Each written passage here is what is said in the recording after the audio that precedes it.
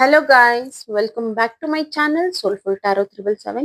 ಇವತ್ತಿನ ಟಾಪಿಕ್ ಬಂದು ನಿಮ್ಮ ವ್ಯಕ್ತಿಯ ಲೇಟ್ ನೈಟ್ ಥಾಟ್ಸ್ ಏನಿದೆ ಅಂತ ಚೆಕ್ ಮಾಡೋಣ ನಿಮ್ಮ ಬಗ್ಗೆ. ಅಂಡ್ ವಿಡಿಯೋ ಸ್ಟಾರ್ಟ್ ಮಾಡೋಕ್ಕೂ ಮುಂಚೆ ಇನ್ನೂ ಯಾರೆಲ್ಲ ನನ್ನ ಚಾನಲ್ನ ಸಬ್ಸ್ಕ್ರೈಬ್ ಮಾಡ್ಕೊಳ್ದೆ ನೋಡ್ತಾ ಇದ್ದೀರಾ, ದಯವಿಟ್ಟು ಸಬ್ಸ್ಕ್ರೈಬ್ ಮಾಡ್ಕೊಂಡು ನೋಡಿ. ಹಾಗೆ ಲೈಕ್ ಮಾಡಿ, ಶೇರ್ ಮಾಡಿ, ಕಮೆಂಟ್ ಮಾಡಿ. ಕನ್ಫ್ಯೂಷನ್ಸ್ ಇದೆ, ಕ್ಲಾರಿಟಿ ಬೇಕು, ಪರ್ಸನಲ್ ರೀಡಿಂಗ್ಸ್ ಬೇಕು ಅಂತಂದ್ರೆ ಡಿಸ್ಕ್ರಿಪ್ಷನ್ ಬಾಕ್ಸ್ ಅಲ್ಲಿ ಹಾಗೂ ವಿಡಿಯೋ ಟೈಟಲ್ ಅಲ್ಲಿ ನಂಬರ್ನ ಮೆನ್ಷನ್ ಮಾಡಿರ್ತೀನಿ. ಆ ನಂಬರ್ಗೆ ನೀವು ವಾಟ್ಸ್ಆಪ್ ಅಥವಾ ಕಾಲ್ ಮಾಡಿ ರೀಡಿಂಗ್ಸ್ ನ ಬುಕ್ ಮಾಡ್ಕೊಳ್ಬಹುದು. ಅಂಡ್ ಇದು ಜನರಲ್ ರೀಡಿಂಗ್ ಆಗಿರುತ್ತೆ. ರೆಸೊನೇಟ್ ಆದ್ರೆ ಮಾತ್ರ ತಗೊಳ್ಳಿ, ಇಲ್ಲಾಂದ್ರೆ ಬಿಟ್ಬಿಡಿ. ಓಕೆನಾ? ಈ ರೀಡಿಂಗ್ ನೋಡಿ ನಿಮ್ಗೆ ಇನ್ನೂ ಕನ್ಫ್ಯೂಷನ್ ಆಯ್ತು ಅಂತಂದ್ರೆ ನೀವು ನನಗೆ ಕಾಂಟ್ಯಾಕ್ಟ್ ಮಾಡಿ ರೀಡಿಂಗ್ಸ್ ನ ಬುಕ್ ಮಾಡ್ಕೊಳ್ಬಹುದು. ಸ್ಟಾರ್ಟ್ ಮಾಡೋಣ. ಯೂನಿವರ್ಸ್ ನನ್ಗಿಲ್ಲಿ ಕ್ಲಾರಿಟಿ ಕೊಡಿ. ನನ್ನ ವ್ಯೂವರ್ಸ್ ಅವರ ವ್ಯಕ್ತಿಯ ತಡರಾತ್ರಿಯ ಆಲೋಚನೆ ಏನಿದೆ ಅಂತ ತಿಳಿಸಿ.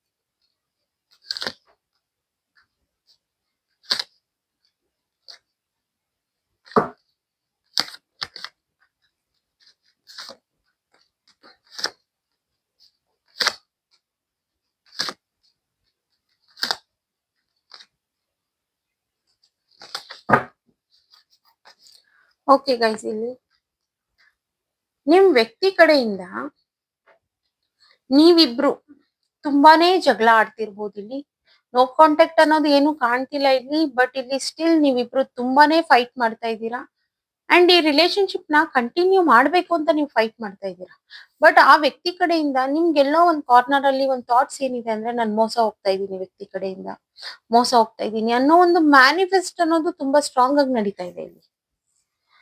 ಒಂದು ಯಾಕೆ ನಿಮಗೆ ಆಗ ಅನ್ನಿಸ್ತಿದೆ ಅಂತಂದ್ರೆ, ಆ ವ್ಯಕ್ತಿ ಅವರ ಫ್ಯಾಮಿಲಿಗೆ ಟೈಮ್ ಅನ್ನೋದನ್ನ ತುಂಬಾನೇ ಕೊಡ್ತಿದ್ದಾರೆ, ನಿಮ್ಗೆ ಟೈಮ್ ಕೊಡ್ತಿಲ್ಲ ಇಲ್ಲಿ. ಸೊ ಈ ವಿಚಾರವಾಗಿ ನಿಮ್ಮಿಬ್ರಲ್ಲೂ ತುಂಬಾನೇ ಗಲಾಟೆ ಆಗ್ತಾ ಇದೆ. ಅಂಡ್ ನೀವು ಏನು ಆ ಇವರಿಂದ ನಂಗೆ ಮೋಸ ಆಗ್ತಿದೆ ಅಂತ ನೀವೇನ್ ಆಲೋಚನೆ ಮಾಡ್ತಿದ್ದೀರಲ್ಲ, ಅದು ನಿಮ್ಮ ಲೈಫಿಗೆ ಮ್ಯಾನಿಫೆಸ್ಟ್ ಆಗ್ತಾ ಇದೆ ಇಲ್ಲಿ. ಅಂಡ್ ಆ ವ್ಯಕ್ತಿ ಮೂರೊತ್ತು ಬ್ಯುಸಿ ಅಂತ ತೋರ್ಸ್ಕೊಳ್ತಾರೆ. ಫ್ಯಾಮಿಲಿ ವರ್ಕ್ ಅಷ್ಟೇ. ನಿಮ್ ಬಗ್ಗೆ ಏನು ಅಷ್ಟೊಂದು ಕಾಳಜಿ ಅನ್ನೋದು ವಹಿಸ್ತಾ ಇಲ್ಲ ಅವರು.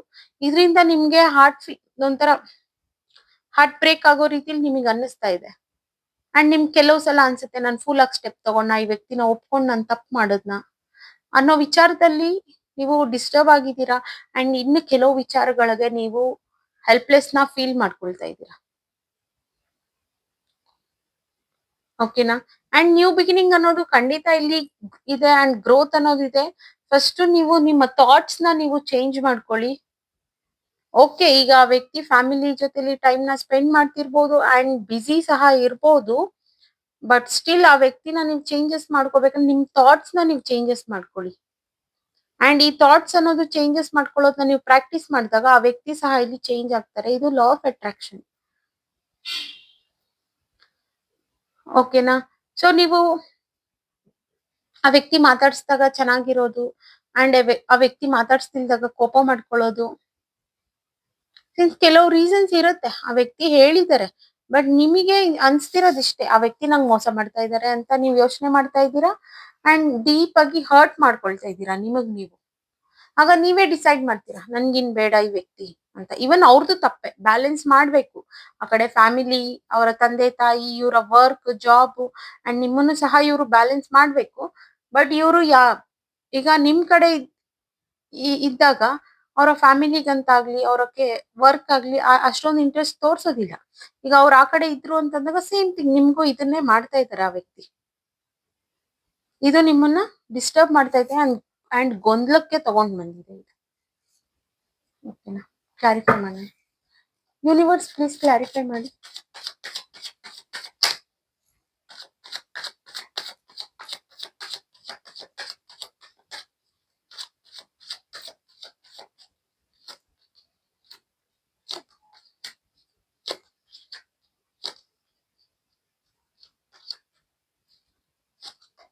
ಅವರಿಗೂ ಆಸೆ ಇದೆ ಈ ರಿಲೇಶನ್ಶಿಪ್ ನ ಒಂದು ಹ್ಯಾಪಿ ಫ್ಯಾಮಿಲಿ ಮಾಡ್ಬೇಕು, ಎಂಡಿಗೆ ಅದು ಫ್ಯಾಮಿಲಿ ಆಗ್ಬೇಕು, ಆಗ್ಲೇ ಇದು ಫುಲ್ಫಿಲ್ ಆಗೋದು ಅನ್ನೋದು. ಬಟ್ ನಿಮ್ಮ ಬಿಹೇವಿಯರ್ ಇಂದ ಆ ವ್ಯಕ್ತಿ ಈಗ ಆಲೋಚನೆ ಮಾಡೋ ರೀತಿಲಿ ಆಗಿದೆ, ನಾನು ಏನ್ ತಪ್ಪು ಮಾಡ್ತಾ ಇದ್ದೀನಿ. ಹೌದು, ಈಗ ಕೆಲಸ ಮಾಡೋದ್ರಿಂದ ವರ್ಕ್ ಮಾಡೋದ್ರಿಂದ ಆಗ್ತಿಲ್ಲ, ಕೆಲವು ಸಿಚುವೇಶನ್ಸ್ ನ ಬ್ಯಾಲೆನ್ಸ್ ಮಾಡಕ್ ಆಗ್ತಿಲ್ಲ ಅಂತಾನು ಡಿಸ್ಟರ್ಬ್ ಆಗಿದ್ದಾರೆ.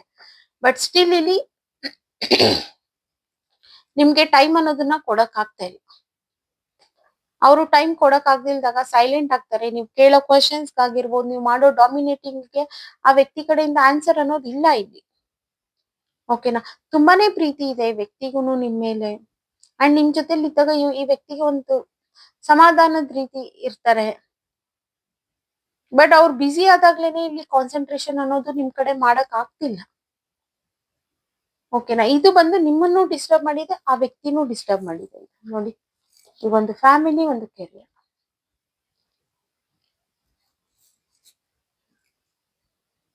ಇದು ನಿಮ್ಮನ್ನು ಡಿಸ್ಟರ್ಬ್ ಮಾಡಿದೆ, ಆ ವ್ಯಕ್ತಿನೂ ಸಹ ಡಿಸ್ಟರ್ಬ್ ಮಾಡಿದೆ. ನೀವೇನ್ ಅನ್ಕೊಳ್ತೀರಾ? ಇನ್ಫ್ಲೂಯೆನ್ಸ್ ಆಗ್ಬಿಡ್ತಾರೇನೋ, ಅಥವಾ ಅವ್ರ ಮನೆಯಲ್ಲಿ ಮದ್ವೆ ಮಾಡಿದ್ರೆ ಮಾಡ್ಕೊಂಡ್ಬಿಡ್ತಾರೇನೋ ಅನ್ನೋ ರೀತಿಲಿ ನೀವು ಆಲೋಚನೆ ಮಾಡ್ತಾ ಇದ್ದೀರಾ. ಇದು ನಿಮ್ಗೆ ಭಯಾನೂ ತರಿಸಿದೆ. ಅಂಡ್ ಈ ವ್ಯಕ್ತಿ ಖಂಡಿತ ಇದಕ್ಕೆ ಎಂಡಿಂಗ್ ಅನ್ನೋದನ್ನ ಕೊಡ್ತಾರೆ. ಈಗ ಏನ್ ನೀವು ಪ್ರಾಬ್ಲಮ್ ನ ಫೇಸ್ ಮಾಡ್ತಿದ್ದೀರಲ್ಲ, ಇವ್ರ ಕಡೆಯಿಂದ ಟೈಮ್ ಸಿಗ್ತಾ ಇಲ್ಲ ಅಂತ ಈ ವ್ಯಕ್ತಿ ಇದ್ರ ಬಗ್ಗೆ ಸೀರಿಯಸ್ ಆಗಿ ಯೋಚನೆ ಮಾಡ್ತಾ ಇದ್ದಾರೆ. ಆಕ್ಷನ್ಸ್ ತಗೊಳ್ಳೋದ್ರ ಬಗ್ಗೆ ಯೋಚನೆ ಮಾಡ್ತಾ ಇದ್ದಾರೆ. ಏನಾದ್ರೂ ಒಂದು ಸಣ್ಣ ಕಮಿಟ್ಮೆಂಟ್ ಕೊಡ್ಬೇಕು ಅಂಡ್ ಒಂದು ಸೆಲೆಬ್ರೇಷನ್ ರೀತಿಲಿ ಮಾಡ್ಬೇಕು, ಆಗ ನಿಮ್ಮ ಮೂಡ್ ಸರಿ ಹೋಗುತ್ತೆ ಅನ್ನೋ ಆಲೋಚನೆಗಳು ತುಂಬಾ ಸ್ಟ್ರಾಂಗ್ ಆಗಿ ಮಾಡ್ತಾ ಇದ್ದಾರೆ ನಿಮ್ ವ್ಯಕ್ತಿ. ಓಕೆನಾ? ಸೊ ನೀವು ಡಿಸ್ಟರ್ಬ್ ಆಗೋದಕ್ಕೆ ಹೋಗ್ಬೇಡಿ. ಅವರ ಸ್ಪೇಸ್ ಅನ್ನೋದನ್ನ ಅವ್ರಿಗೆ ಕೊಡಿ, ಬರ್ತಾರೆ. ಆಕ್ಷನ್ಸ್ ನ ತಗೊಳ್ಳೋ ಚಾನ್ಸಸ್ ತುಂಬಾನೇ ಇದೆ. ಯೂನಿವರ್ಸ್ ಪ್ಲೀಸ್ ಕ್ಲಾರಿಫೈ ಮಾಡ್ಕೊಡಿ.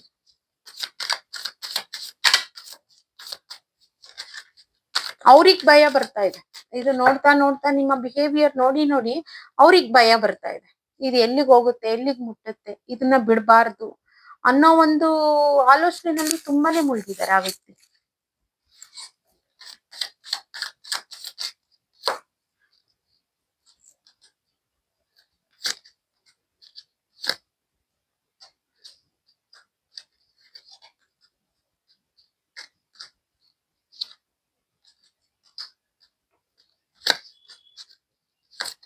ನಿಮಗಂತೂ ತುಂಬಾ ಸ್ಟ್ರಾಂಗ್ ಆಗಿ ಕೂತಿದೆ, ನಿಮ್ ವ್ಯಕ್ತಿ ಮೋಸ ಮಾಡ್ತಾ ಇದ್ದಾರೆ, ನಿಮ್ ವ್ಯಕ್ತಿ ಮೋಸ ಮಾಡ್ಬಿಡ್ತಾರೆ ಅನ್ನೋ ಒಂದು ಸ್ಟ್ರಾಂಗ್ ಮೈಂಡ್ ಸೆಟ್ ನಿಮ್ಮಲ್ಲಿ ಕೂತ್ಬಿಟ್ಟಿದೆ. ಈ ಸ್ಟ್ರಾಂಗ್ ಮೈಂಡ್ ಸೆಟ್, ಈ ರೀತಿ ನೀವು ನೆಗೆಟಿವ್ ಆಗಿ ಯೋಚನೆ ಮಾಡೋದು, ಅದನ್ನೇ ಅಟ್ರಾಕ್ಟ್ ಮಾಡ್ತಾ ಇದೆ ಅದು. ಓಕೆನಾ? ನೀವೇ ಅಟ್ರಾಕ್ಟ್ ಮಾಡ್ಕೊಳ್ತಿದ್ದೀರಾ. ಬಿಕಾಸ್ ಅವ್ರು ಮಾಡಿರೋ ತಪ್ಪು ಅವ್ರಿಗೆ ಅರ್ಥ ಆಗಿದೆ. ಟೈಮ್ ಕೊಡ್ತಾ ಇಲ್ಲ, ಮುಂಚಿನ ರೀತಿಲಿ ನಿಮ್ ಜೊತೆಲಿ ಇಲ್ಲ ಅನ್ನೋದು ಅರ್ಥ ಆಗಿದೆ. ಇಲ್ಲಿ ಇಷ್ಟು ಕಾರ್ಡ್ಸ್ ನ ಶಫಲ್ ಮಾಡ್ತಾ, ಎಲ್ಲೂ ಥರ್ಡ್ ಪಾರ್ಟಿ ಕಾರ್ಡ್ ಬಂದಿಲ್ಲ.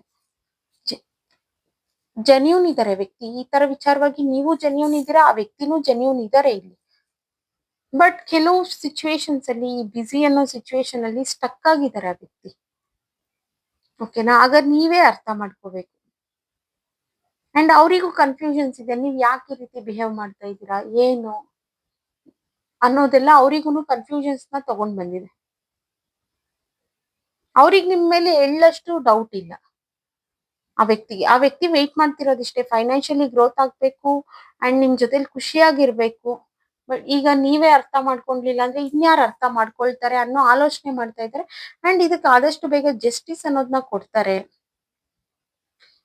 ಅನ್ನೋದು ಕಾಣ್ತಾ ಇದೆ. ಓಕೆನಾ? ಈ ವ್ಯಕ್ತಿ ಕಡೆಯಿಂದ ಜಸ್ಟಿಸ್ ಅನ್ನೋದು ಇದೆ. ಖಂಡಿತ ಅವ್ರ ಆಲೋಚನೆನಲ್ಲಿ ಇರೋದೇನಂದ್ರೆ ಆಕ್ಷನ್ ತಗೋಬೇಕು. ಮುಂಚೆ ಹೇಗಿತ್ತಲ್ಲ ಆ ರೀತಿ ಇರ್ಬೇಕು ಅಂಡ್ ಇಲ್ಲಿ ಒಂದು ಕಮಿಟ್ಮೆಂಟ್ ಅನ್ನೋದನ್ನ ಕೊಡ್ಬೇಕು ಅಂತ ಯೋಚನೆ ಮಾಡ್ತಾ ಇದ್ದಾರೆ. ಯೂನಿವರ್ಸ್ ಓವರ್ ಆಲ್ ಈ ರೀಡಿಂಗ್ ಮೇಲೆ ಗೈಡೆನ್ಸ್ ನ ಕೊಡಿ.